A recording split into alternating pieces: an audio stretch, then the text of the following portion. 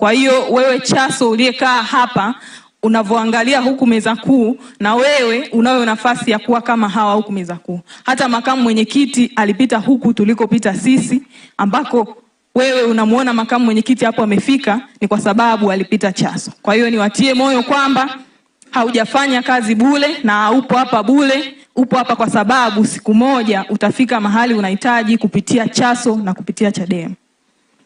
Lakini jambo la pili, nitazungumza na vijana wote kwa ujumla pamoja na mabinti wenzangu ambao nimeona baadhi yenu kwa uchache wenu mpo hapa.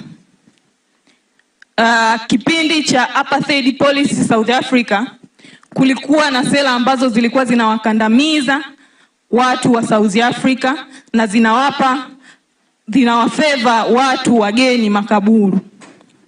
Lakini kundi ambalo liliinuka na kupambana na apartheid policy ni kundi la vijana wadogo ambao walikuwa wanafunzi.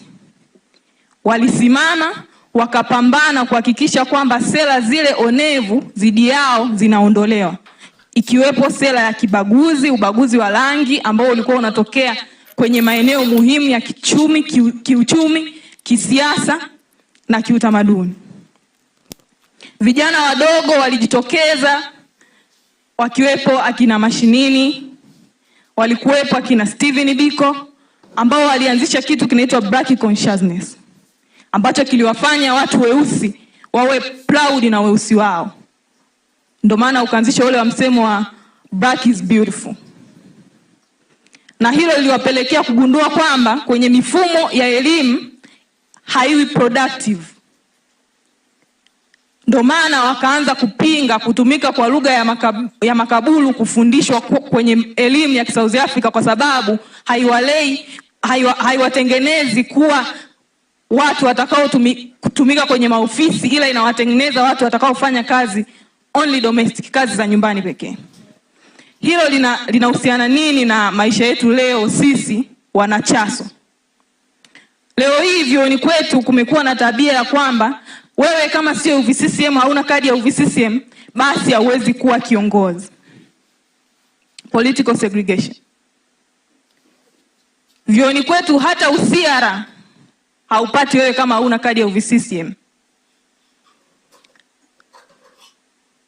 Ndugu zangu wana Chaso, tunaiona elimu hii ikiwa ina matunda kwetu. Na je, tumefanya nini?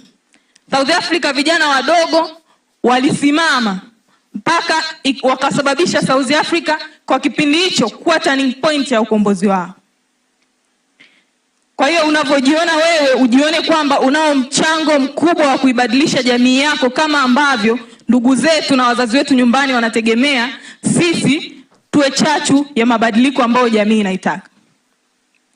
Mabinti wenzangu, ukombozi hauwezi kufanikiwa bila sisi mabinti.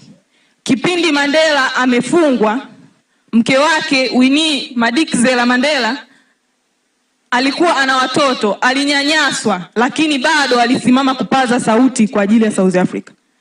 Kwa hiyo sisi mabinti tuliopo hapa tusikate tamaa na tusijione wanyonge, ila tuamini kwamba tunaweza kutumia mitandao yetu ya kijamii, TikTok, Facebook, Instagram, kueneza sera zetu, kushawishi umma mabadiliko katika jamii, kushawishi mabadiliko ya katiba ambayo yatapelekea uchumi kubadilika na sisi mabinti kuweza kujisimamia kiuchumi, kuacha kuwa tegemezi. Peoples. Kwa sababu ya muda niishie hapo, niwatakie